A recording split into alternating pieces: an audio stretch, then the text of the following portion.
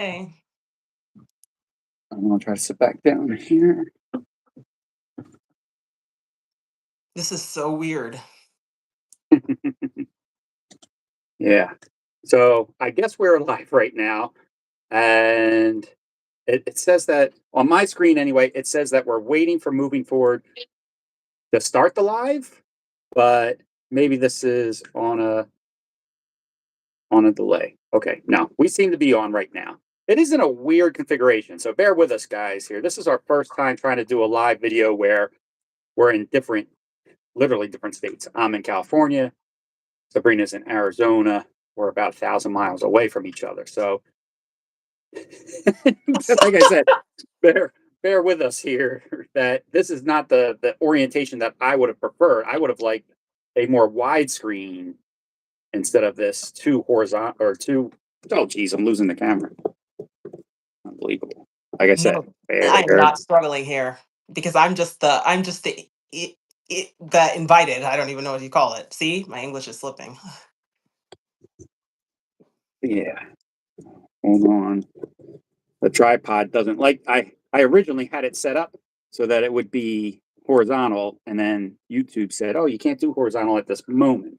So let me fix this tripod. Okay, so I think we're set up now.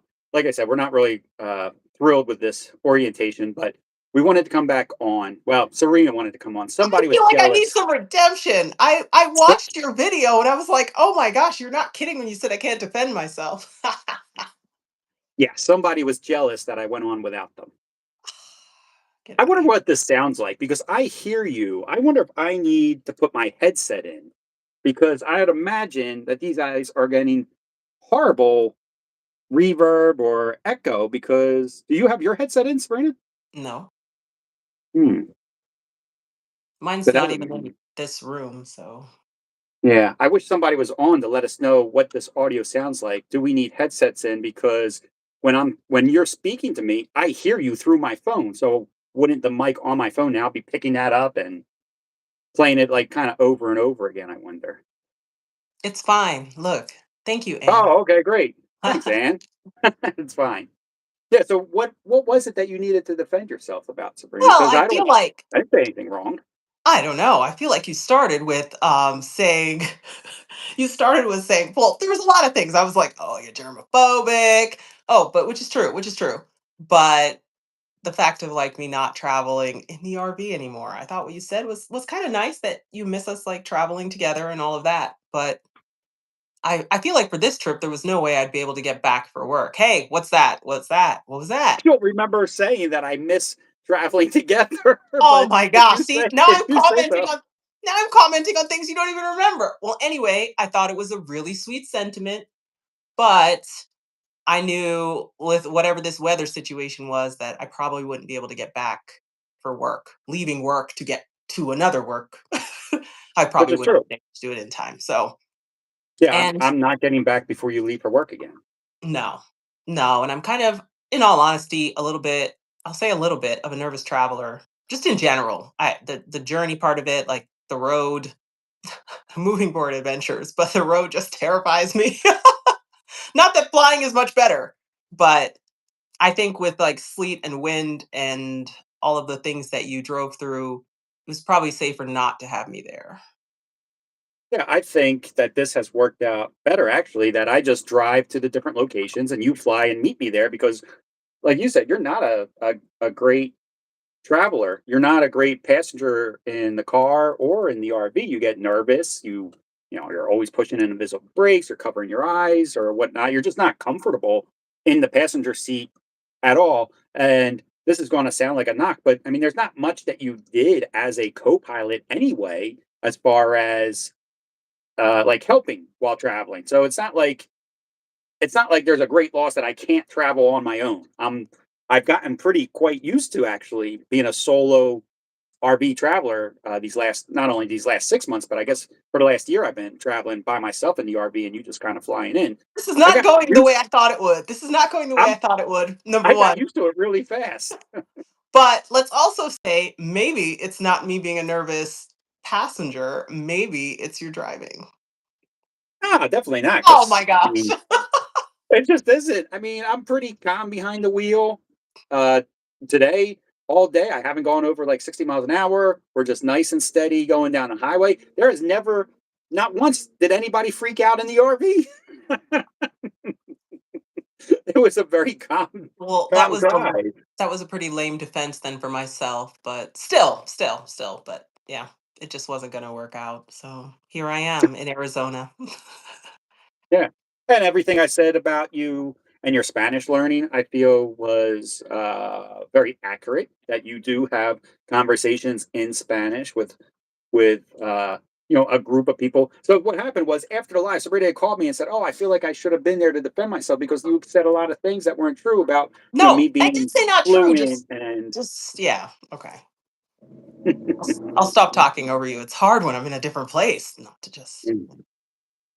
Yeah, no, I'm gonna stop because Okay. that is one of the big complaints that I talk and don't let you speak. So go ahead. No. I definitely said, like, when you were talking about my Spanish learning, no, I definitely have made a lot of progress. I would not say that I'm fluent. I disagree with you on that because I do not consider myself fluent in Spanish. I consider myself like a high intermediate Mm. learner.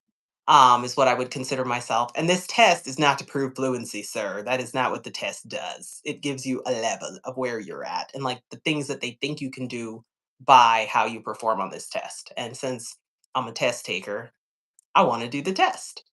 But So, no, definitely so, not fluent.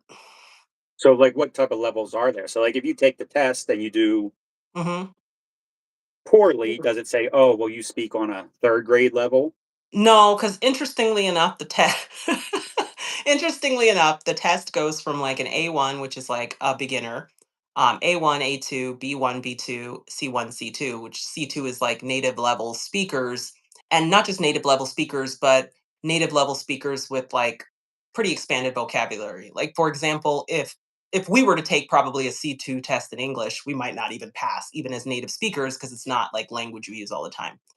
So if you have to pick kind of which level you want to challenge to say, all right, I think I'm at this level, I'm going to challenge this level, but it doesn't give you like if you fail this level you're actually the level below. It just says you failed this level, you didn't pass this level, so you're not that level, like that kind of thing. But So it's more for like, it sounds like you have to be fluent to even want to take this test. no, just crazy. Oh, okay, okay. Because it Yeah, sounds like because you just said, even if we took this test in English, being fluent, we would have a difficult time. So I feel like depending that on the means, well, level, depending on the level, oh, okay. Okay, depending so on the level you want to you could challenge. take this test, not be fluent, if and just be graded at a low level then. Right, you could challenge it at a lower level than like fluency or native speakers and that type of thing. So you could challenge it at a lower level, but it's more like personal development and personal challenge. And why not? I mean, I like learning, and so it's fine. Yeah. Yeah, I don't think I completely understand I could what the tell. test does or certifies you as. Like if it's not saying, well, this you're not you're this level, but you're still not fluent. I don't really understand. Like I feel like I probably speak at a 12th grade level. I would also consider myself to be uh fluent. Like I think it's pretty easy to know if you're fluent or not. I don't know. I don't know. And like I said, what in Spanish, I know I'm absolutely not fluent because I have to listen to one person. They have to be descriptive with their hands. And I feel like once I get to the point that I can listen to Spanish in a podcast, I would be pretty fluent at that point if I'm not taking any visual cues anymore. And I feel like all your media is in audio format, without visual cues. So I feel like that shows a level of fluency. And also the fact that you can listen to multiple people speaking in Spanish at the same time and understand them and respond also puts you at a level of fluency where I have to be, one single person. They got to talk very slowly, they got to be very descriptive. So that's why I say that I believe that you're fluent. I believe that you are fluent in Spanish the same way I am fluent in English. Because I even struggle if two or three people are speaking to me in English, and I have a hard Mhm. time with it. But you seem to be able to do that in English or Spanish. Mm. I just talk a lot. That's all. Yeah, That's all it yeah. is. But I'm excited for our trip. I think it's going to be a lot of fun. It'll be interesting to see if I actually get to practice because it's a very touristy area. I mean, even the campground takes dollars, not pesos, just Yeah. cash, US cash or checks. So I think it'll be interesting to see what I can and can't do. And I think I run into a lot, like a lot of times when I'm in Mexico, I run into that the people I'm speaking to, they want to practice English just as much as I want to practice Spanish. Hmm. So I think I run into that challenge a little bit when I'm there. So we'll see how it goes. It'll be fun. I'm looking forward to it. I think it's gonna be a fun trip. Yeah, it'd definitely be a fun trip, but I don't look at this because it is such a tourist. Rocky Point is such a touristy area.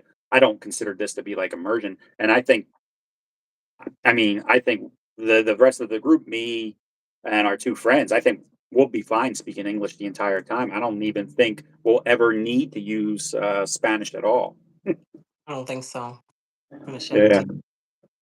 tear. But you still, get out of the country. It's still a vacation. It's still in the RV. So it's always interesting. This will be our first time taking the RV into Mexico without a group, where it's just us. So I think this is all good, like learning experience for us, and see Yeah, how see how all that goes. I agree, and I think I mean, already with, like, navigating, like, outside of fantasy RV tours, navigating the insurance piece of it because we still haven't gotten our Mexican car insurance yet. Hmm. Navigating the insurance piece of it when with fantasy, like, kinda everything was kinda taken care of, and they just like, "Fill out this form, send it in, and we'll get you blah, blah, blah, and here's your, like, insurance riders." But, like, navigating that ourselves and even going to, like, immigration, even though you don't have to stop, you're supposed to stop, so we'll stop. And all of those things that we did with them guiding us rather than us just doing it on our own. But, I mean, I think it'll be fine. I'm not super worried about it. It'll just be different to not have everything, like, handed to you, activities handed to you, everything you're doing Well, kinda like, "Here, do this." that well, I don't feel like everything's handed to us here in the U.S. I don't feel like everything's planned out for us here in the No, U.S. I'm just talking about oh, I see what you're saying, like, our regular life is not well, I don't know, there's a lot of planning that goes into that coordination too, and which airport and where you're gonna be and getting you there a day before I get there and me leaving before you leave and all of those Yeah, things. I think it's just the border crossing, just going through that border crossing on our own. That we don't have somebody on the radio that says, "Hey, they're holding us up. They want us to pull over. They want to search the vehicle." Whereas, like with Fantasy RV Tour, when that happened, everybody kind of stayed on the radio together, and it wasn't really a big deal. The fact that we're just kind of solo going over, and they pull us aside and want to check out the vehicle, which we know that they always board the vehicle anyway. We do know that, so that's good to know that they are will be boarding the vehicle. It's kind of funny, the last time we drove into Mexico with the Fantasy RV group, and they were checking out our cabinets and stuff like that. The way they do it, it's kind of funny. They'll like go into a cabinet and open it, but then turn and look at us and see like what your reaction is. They're not even looking in the cabinet or the drawer. They just want to see what our reaction is of us. Are we okay with them looking in this drawer? Are they okay with us looking in that cabinet? They want to see your reaction, see how nervous you get when they go to a certain door. Yeah, and they were more curious about, like, where we were going and how many of us were traveling together and, the RV and more curious about that, not so much like, "What are you bringing with you?" They wheeling with the Wendy's, "Hi, guys, can't wait to go to Baja, hoping next winter." We're hoping so too!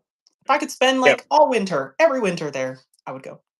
Baja's great. So we've been to Baja 3 times or Yes. twice. Twice. Maybe just Twice. twice. You guys will love it. You guys are very adventurous. I think you'll love Baja. And we felt safe the whole time we were in Baja. We even walked in like areas, I guess, that you would consider not to be so touristy and still felt very safe. I would say that for the most part, everybody was very kind of interested.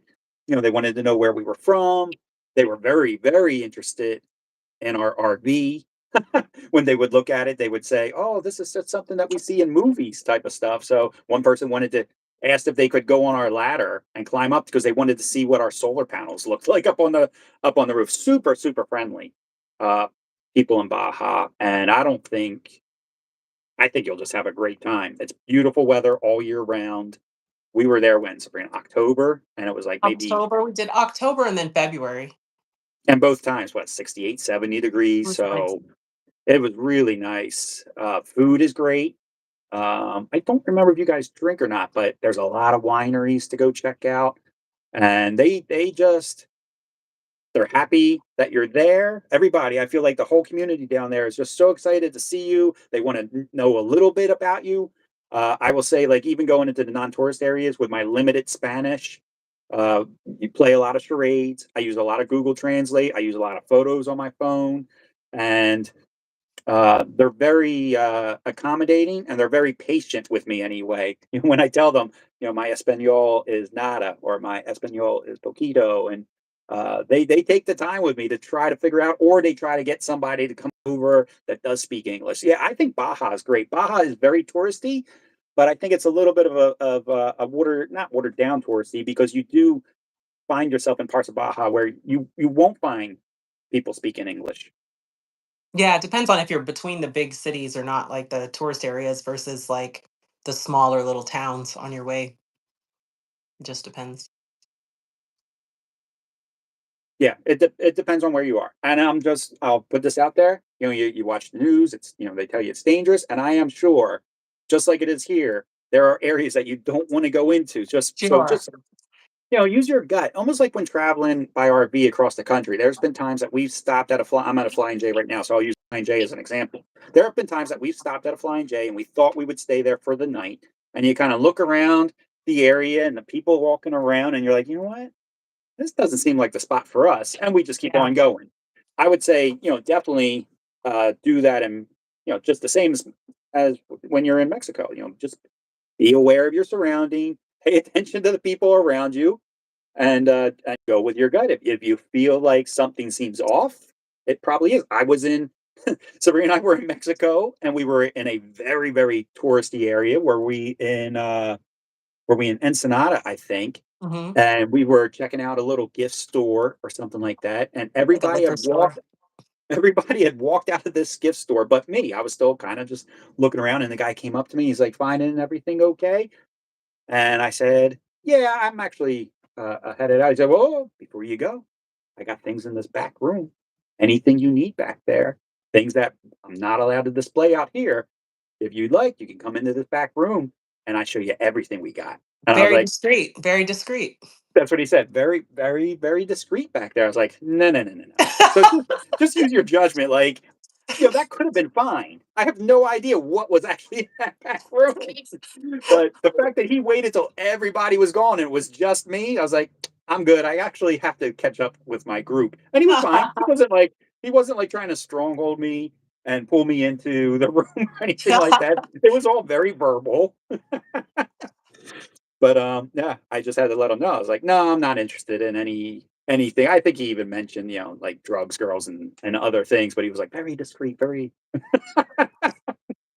so, yeah, you just wanna, I guess common sense and using your gut is going to go a long way, just like it does here in the United States. Using common sense and trusting your gut will go a long way while traveling in the RV.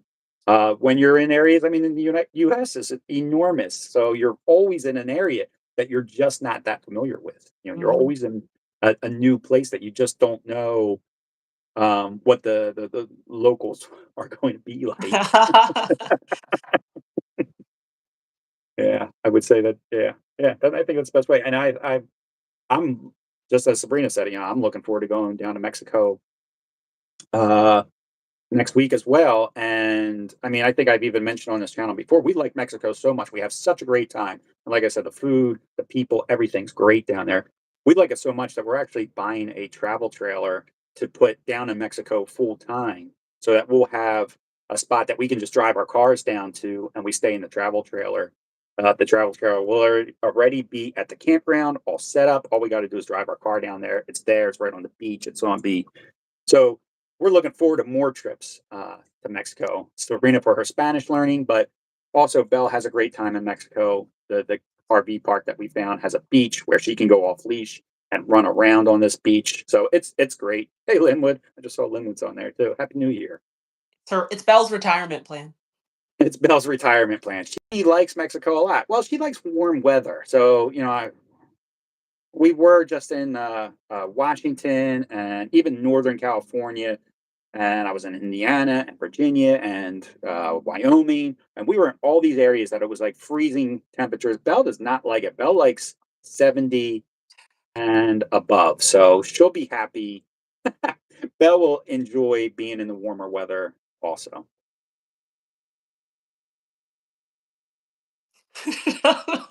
Sorry. Yeah, What? no. Nothing. I was just like, "Oh, I don't have anything else to say. I don't know." Oh, About that. And then this you is got why I talk so silent, so much. then I was like, "Now there's dead air." Okay, that's what I'm always afraid of. And I don't remember what other things I needed to defend myself for, so now I'm back to centered and No, non-defensive. no. Okay. Yeah, I don't think you have to be defensive of anything I say about you because everything I say is true, Oh good or my bad. goodness. Oh, here we go.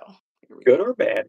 There's nothing bad. There's nothing bad per se. It's just we just maybe agree to disagree on some things. That's all. And I mean, I do jab at you a little bit when I say, there's no loss of you not being in the passenger seat because you don't really help out that much. There's a loss that I don't have your company, but you know, but I Yeah, guess I'll see. He's on the trying to save himself now. on the technical side of things, there isn't much that you do in the passenger seat.